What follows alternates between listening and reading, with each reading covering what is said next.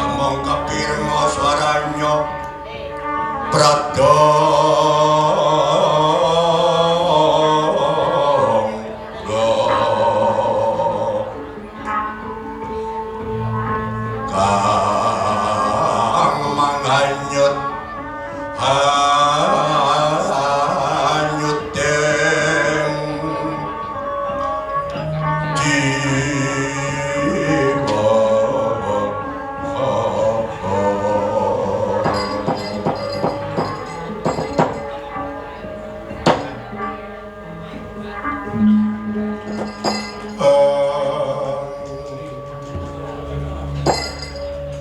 kondo cinarita pebati wong angringgit ado digawe cedhek-cedhek gawe ado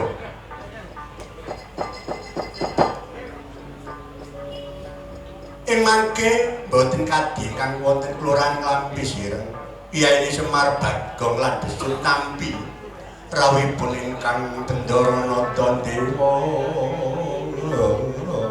Rawati Jang Sri Nalendra Bathara Kresna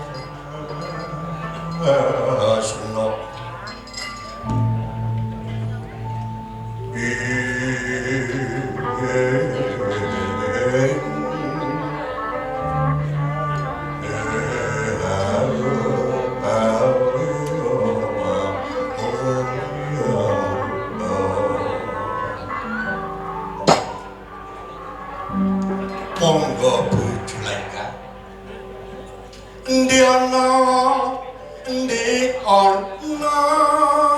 aku kangen suaranya wong medite lek nang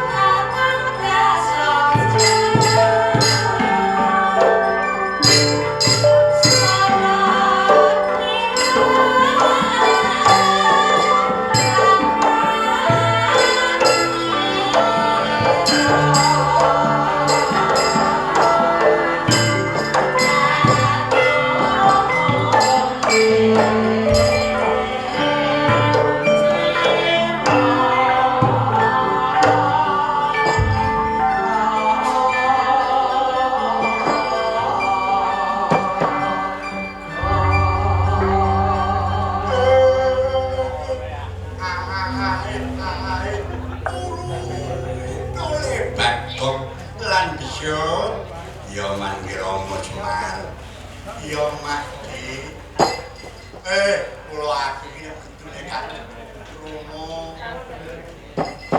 Angleng Surabaya ngono kurang mantep kok luwih nyuara bojo Laika iki kena jaran maestro sinden Jawa Timuran nak oh iya anjen aku iki tau nak ganti karo swara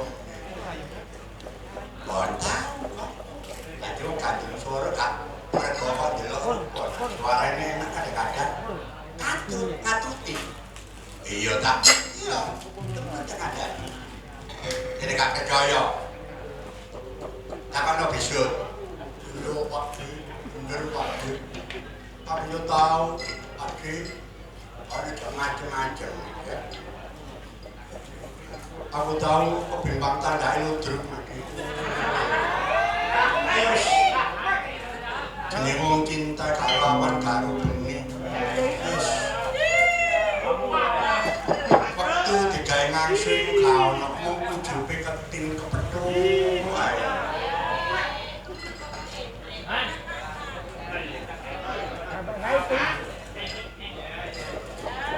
awakmu Sut wong penggoda sing paling yaiku paling berat wong wedok kan namanya nek gak ulah temen kedrawasan lah kok iso ngono iya Pak lali anak lali bojo lali sedulur lali kanca paribasan durut dadi wong liya wong tuwa disisihno pergo apa belani iku mah indah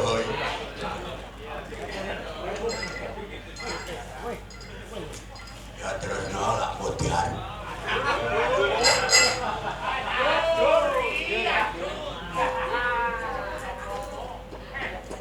aku biyen tau nglakoni ngono sinden iya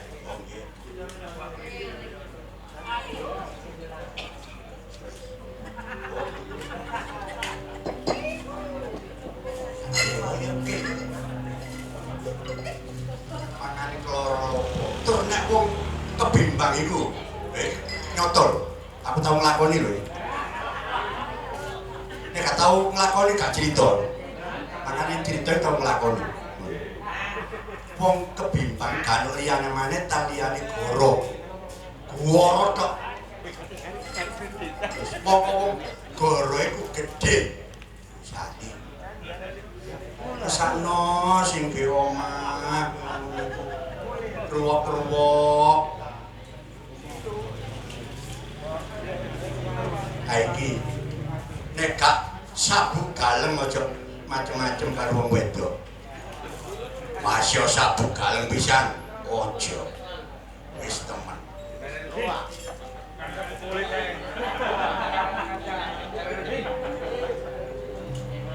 aku gak ngomong sama aku dhewe sing nglakoni bisa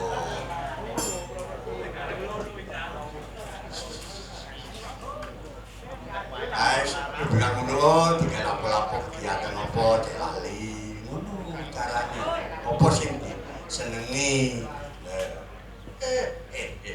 iya nak, ono paribasan ora topo sida topo gak nopo, mergane, nek pengaruh iku mah, sedih, ayo ngomong kenangan-kenangan kaya, ono banyak ngerojok kaya, bener-bener suarane kok mangre. Suaranya berdaya nih waktu biyen wadah jadi ludruk Trate Jaya itu bentengi ludruk irama baru sampai aku ngetutno gamelan ono jarak kono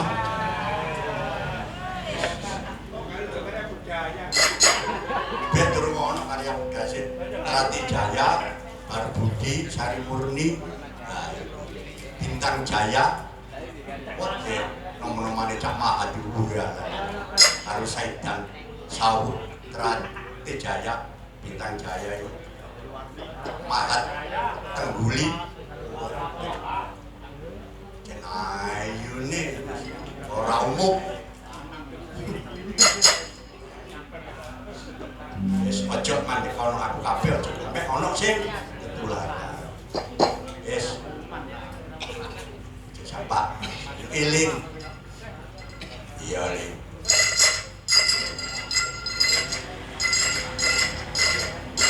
Ayo nak ngaturi panglipur. Iya.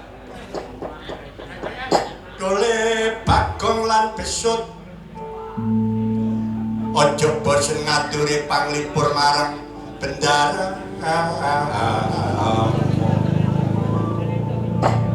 Kembang biru mungkin sama sapa maneh sing meweh mitutur nekak bendaramu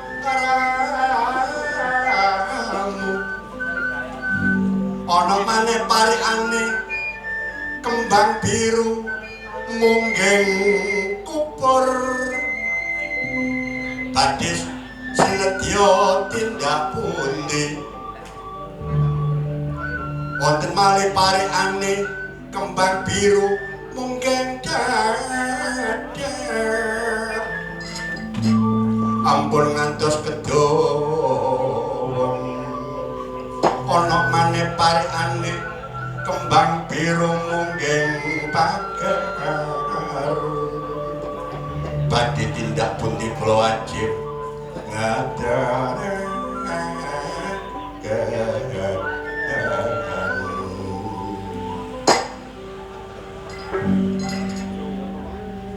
iki ana penyunan saka sedulurku Pak Yati iki mau.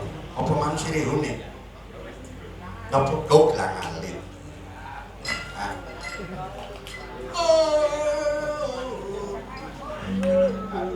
Suarane Pak Sulis berdiri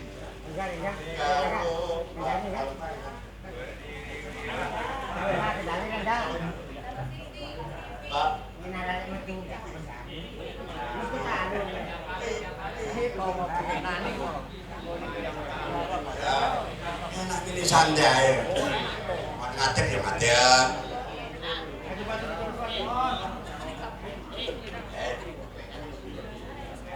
ayo semoga iki jeneng Pak Dalang. oh nggih sami Jenengan mboten nderek jumeneng. wah ora Apa cantrike mawon sing jumeneng?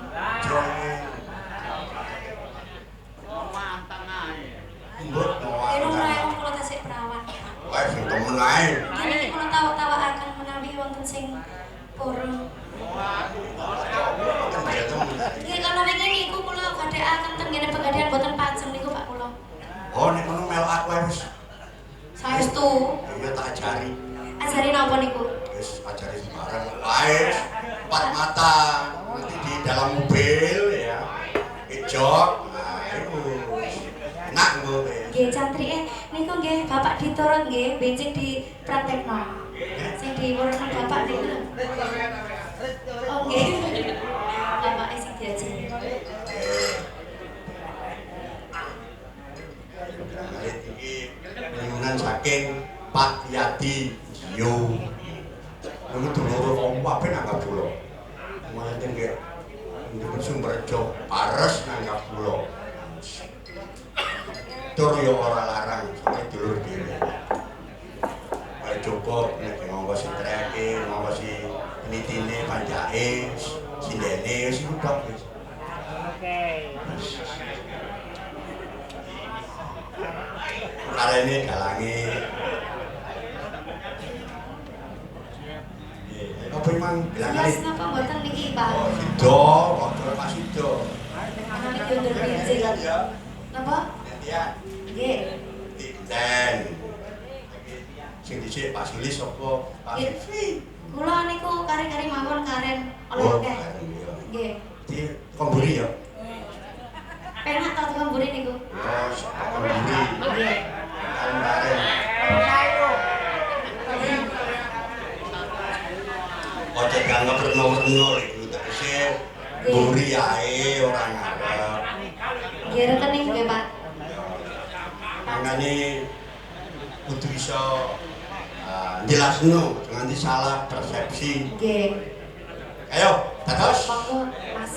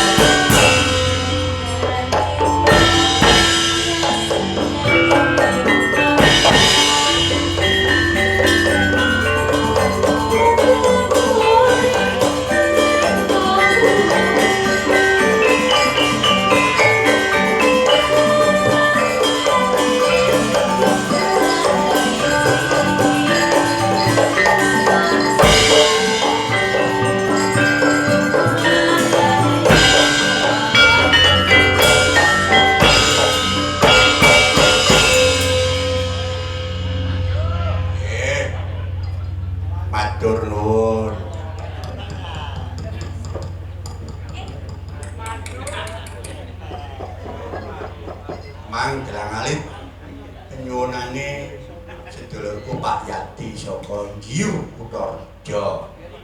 Saka wilayahe dhewe Pak ya. Aku kangen karo kok dari. Jineman lur kampung sing klasik. Ya, iki. Uler kambang yen trimo sangen.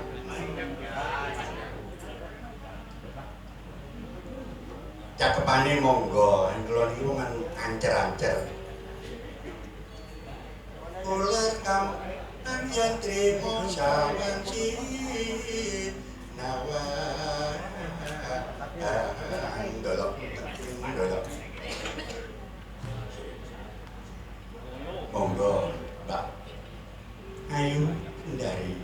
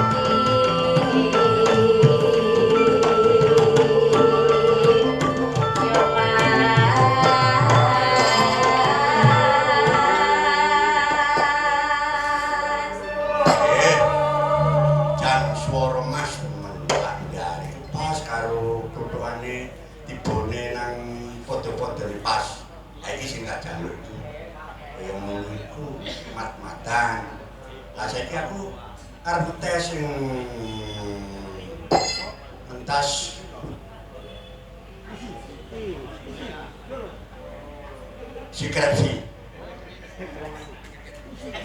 dilanjut ya Iman.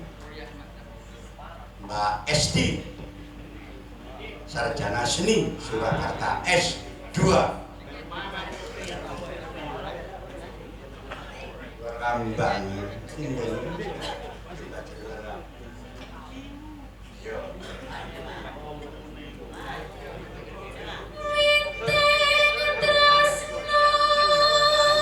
Piting Tresno jalaran saka kulino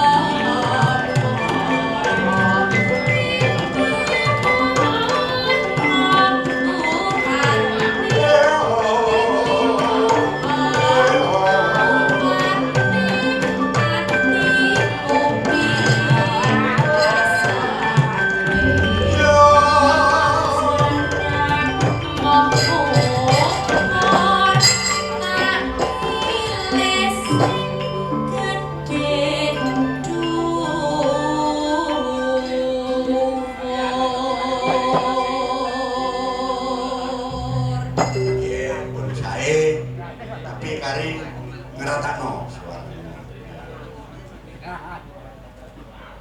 Pamane.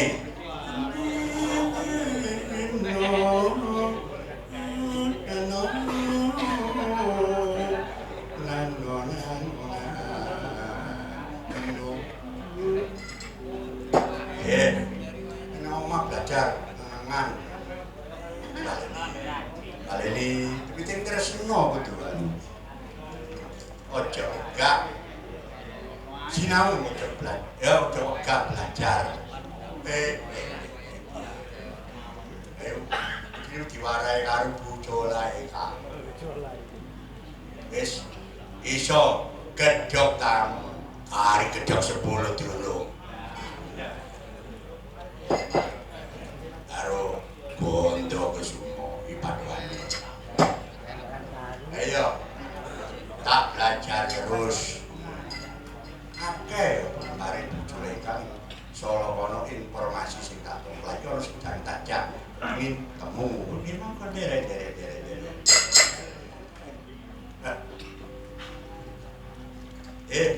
Matur nuwun sundene apik kabeh wis iso kabeh. Sing tak heran iku Bu Sulis. Apa? Wah, sinten cakapan akeh. Yo nyakep campur sari, yo panggung, yo kuwade, yo weston, jaranan, nang wayang bandengan, sewan wayang gamelan, wah, ojo. Kaya ning lumpuk nek turu ngeblok. Wis gae kan, dongakno ae ibuke ga. Pehat wawancara rambut gaene wongmu nang tambah pepek wayang api-api tak no. Iki sinau dalang putrane. Harga pelanggan setia.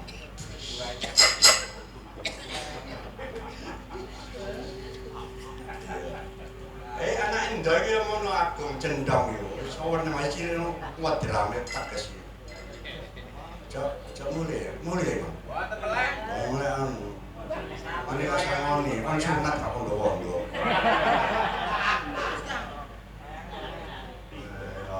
Ya, sama nilai. Ketika saya kasih, wis nak ojo kedawa-dawa ya. Wis ora usah iki. Aku mang wis dibisiki ndaramu Kresna. Dibisiki. Iya, Kang. Iki ana wau ya bakal dipapak karo ndaramu Kresna. Gunung Meru Karuloyo kita wetan papan kutha Mangendroloyo sumyek kewong mudang ilmu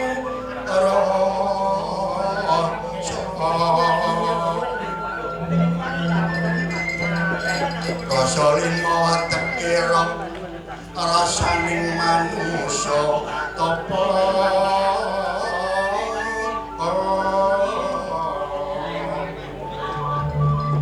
ora tapa sida tapa ora tapa karidu kurdo rencana